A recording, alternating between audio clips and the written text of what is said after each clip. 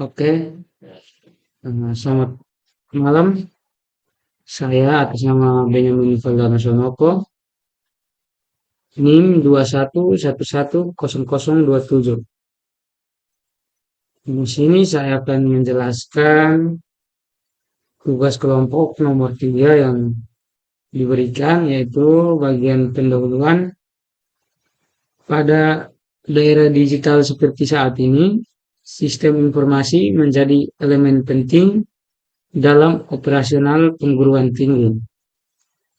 Sistem informasi yang berjalan lancar dan terus-menerus memberikan layanan yang baik kepada pengguna adalah hal yang sangat penting untuk menjaga keberlangsungan perguruan tinggi dalam menghadapi berbagai tantangan dan risiko yang mungkin terjadi. Nah, salah satu risiko yang dapat mengganggu kontinuitas layanan sistem informasi adalah bencana alam, serangan cyber, atau gangguan lainnya. Slide berikut. Ini pendekatan yang diusulkan dalam jurnal ini akan mencangkup hal-hal berikut. Yang pertama, analisis risiko, yaitu identifikasi dan analisis risiko yang mungkin terjadi pada layanan sistem informasi perguruan tinggi. Risiko ini dapat mencakup bencana alam, serangan cyber, kesalahan manusia, kegagalan perangkat keras, dan lain-lain. Yang kedua, strategi pengolahan risiko, yaitu pengembangan strategi untuk mengelola risiko yang telah diidentifikasi. Strategi ini dapat mencakup hal-hal pencegahan, mitigasi, dan transfer risiko. Rencana pemulihan, merancang rencana pemulihan yang terstruktur dan terperinci untuk memulihkan layanan sistem informasi setelah terjadinya bencana atau gangguan. Rencana ini harus mencakup hal-hal pemulihan teknis, pemulihan data, pemulihan infrastruktur, dan pemulihan operasional secara keseluruhan. Yang keempat, pengujian dan peningkatan, yaitu menguji coba rencana pemulihan secara berkala dan melakukan perbaikan berkelanjutan berdasarkan hasil pengujian. Proses pengujian ini membantu memastikan bahwa rencana pemulihan berfungsi dengan baik dan dapat diandalkan saat diperlukan. Baik, perkenalkan, nama saya Agustina Silvester Muda dengan NIM 21110018. Baik, di sini saya akan mendeskripsikan secara singkat bagaimana tentang ancaman, konsekuensi, dan pencegahan. Yang pertama itu ancaman. Ancaman dampak kerusakan bencana alam karena adanya faktor geografis yang terjadi secara alamiah, kesalahan manusia dan serangan terhadap sistem kehilangan daya, database tidak mampu melayani, looping pada jaringan komputer, kerusakan harddisk, dan juga serangan spam dan malware. Yang kedua, konsekuensi. Di layanan di SMK Amikom Purwokerto menjadi terhambat pada sistem layanan perangkat keras dan perangkat lunak serta jaringan komputer yang dimana menyebabkan terhentinya layanan untuk seluruh sivitas akademik. Informasi tidak bisa diakses karena database mengalami error, kehilangan data, dan juga mengakibatkan overload pada sistem email server connect sehingga membuat sistem operasi pada server crash. Yang ketiga, ukuran pencegahan. Jadi, untuk ukuran pencegahan dalam perguruan tinggi dokumen bisnis continuous learning di sini sangat penting dalam proses pencegahan karena bisa mengidentifikasi risiko dan mengembangkan strategi pengelolaan risiko dan merancang rencana pemulihan yang efektif. Perkenalkan, nama saya Yustina Badro Santos, NIM 21110047. kelas A. Di sini saya akan menjelaskan di bagian tahapan BCP yang berdasarkan referensi yang ada pada STMIK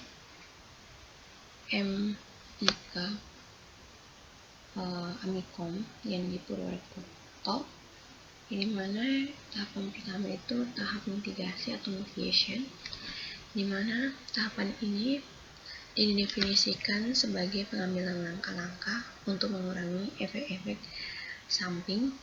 Tahap ini adalah proses yang biasanya digunakan dalam manajemen risiko, tetapi hal ini mitigasi risiko juga berkaitan dengan keberlangsungan bisnis dan pemulihan bencana.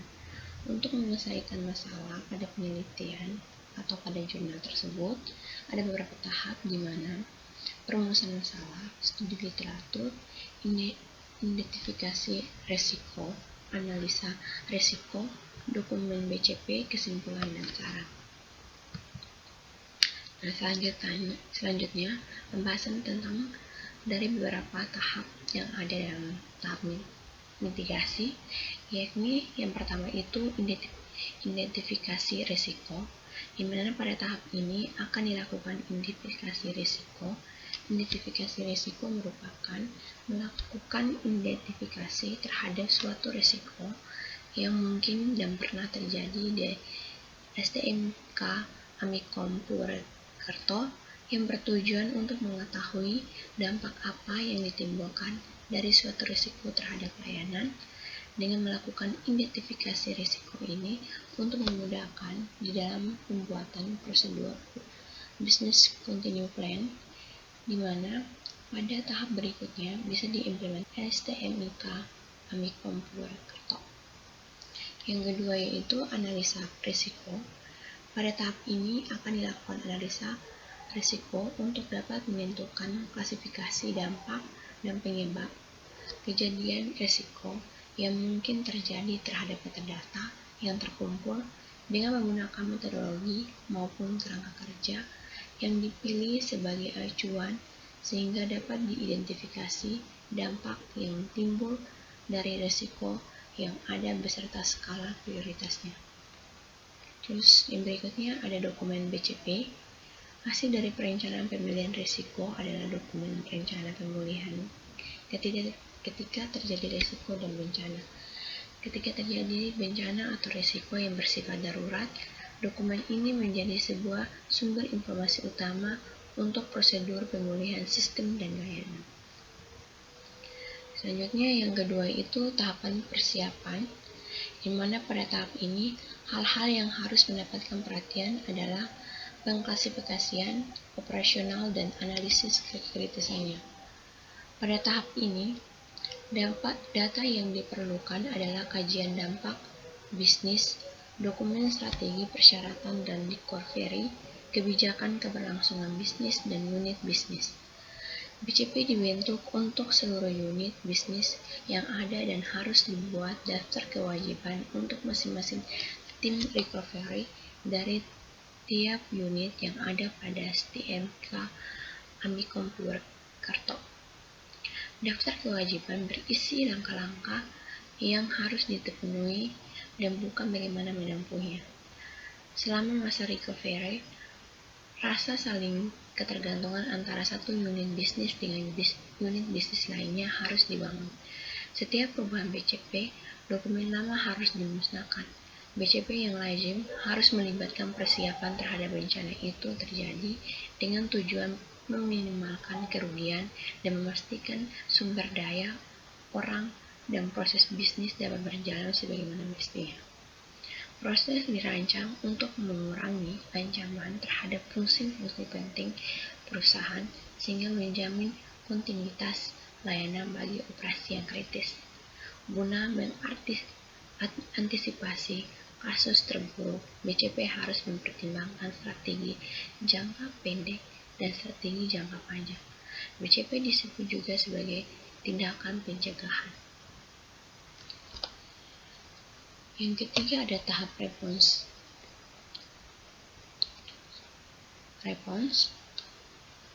yang dimana keberhasilan suatu organisasi, institusi, dan perusahaan ditentukan oleh kebijakan dan strategi yang tepat dari pemimpin perusahaan tersebut.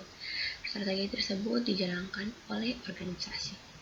BCP didesain untuk melindungi proses bisnis vital dari kerusakan atau bencana yang terjadi secara alamiah atau perbuatan manusia dan kerugian yang ditimbulkan dari tidak terjadinya proses bisnis normal.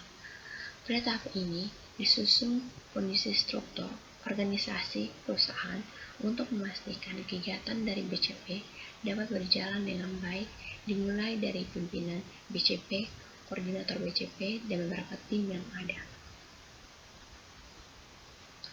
Dan yang bagian terakhir ada tahap recovery, yang dimana pada tahap ini merupakan tahap pemulihan yang dimana terdiri beberapa bidang yang perlu diperhatikan dalam tes BCP sebagaimana berlaku, yakni prosedur notifikasi, pemulihan sistem pada platform alternatif dari media backup, konektivitas internal dan eksternal, kinerja sistem dengan menggunakan peralatan alternatif, pemulihan operasional normal, dan pengujian rencana lainnya. Tidak mudah bagi sebuah perusahaan untuk kembali beraktivitas seperti sedia kala setelah mengalami kejadian buruk. Walaupun BCP tidak bisa digunakan untuk menghindari kejadian bencana, rencana ini setidaknya bisa mengurangi dampak buruk akibat bencana yang terjadi. Perubahan akan lebih cepat pulih dan mampu beroperasi kembali jika sudah membuat rencana keberlanjutan bisnis sejak dini. Dengan testing terhadap risiko yang mungkin terjadi dan tindakan prosedur kelanjutan bisnis terhadap layanan sistem informasi bisa dilakukan dengan cepat. Oke, baik. Di sini saya akan menjelaskan tahap perancangan BCP, flowchart, dan bagan. Jadi di sini kita akan membuat flowchart dan bagannya. Yang pertama-tama saya menjelaskan bagannya. Nah, di sini bagan yang paling teratas itu yaitu pimpinan BCP. Kemudian dari pimpinan BCP, di bawahnya pimpinan BCP itu ada koordinator BCP.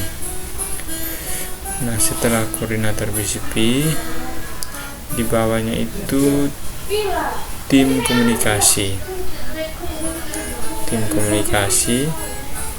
Kemudian di dalam tim komunikasi itu ada tim infrastruktur. Kemudian di tim infrastruktur itu ada juga tim network. Kemudian di tim komunikasinya juga ada tim aplikasi. Kemudian di bawah tim aplikasinya itu ada tim operasional. Nah, ini merupakan bagannya. Kemudian di sini penjelasannya, di sini yang pertama itu pimpinan BCP, kemudian koordinator BCP, selanjutnya tim komunikasi, kemudian tim infrastruktur, tim network, kemudian tim aplikasi, dan yang terakhir itu tim operasional. Nah, kemudian di sini kita akan menjelaskan bagian flowchartnya. Di sini business continuity plan, child tree flow. Di sini ada 3 bagian, yang di atas itu pimpinan BCP, kemudian koordinator BCP, kemudian yang paling bawah itu adalah anggota BCP. Di pimpinan BCP ini pimpinan inisiasi child center, dia memberikan informasi kepada koordinator yang dapat dihubungi. Kemudian jika yes, maka koordinator tersebut menghubungi anggota BCP. Kemudian anggota merespon kejadian. Nah, koordinator yang dihubungi itu jika no, maka pimpinan menghubungi anggota. Kemudian anggota merespon kejadian.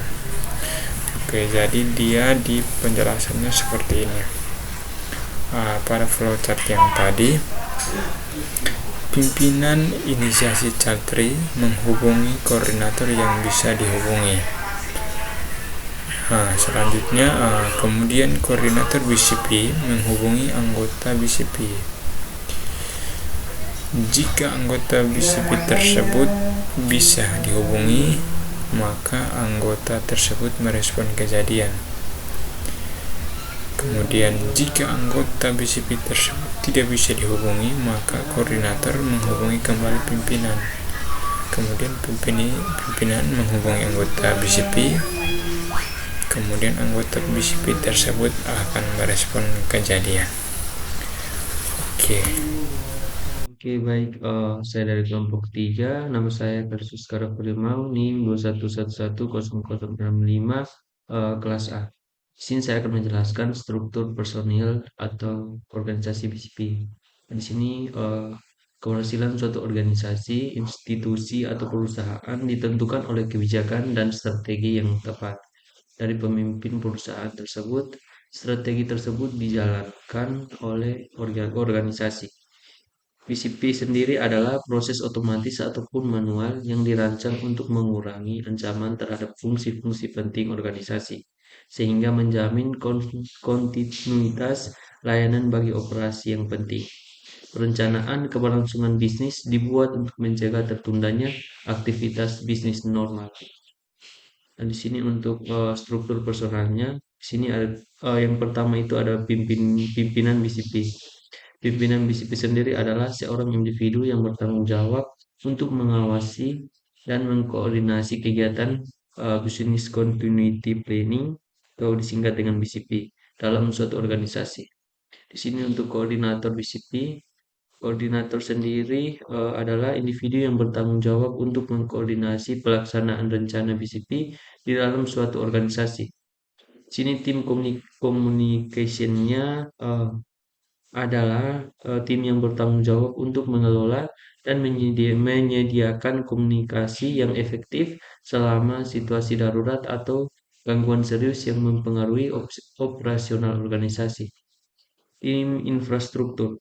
Tim infrastruktur sendiri adalah tim yang bertanggung jawab untuk mengelola dan memastikan ketersediaan infrastruktur teknologi informasi atau IT yang mendukung rencana BCP dalam suatu organisasi.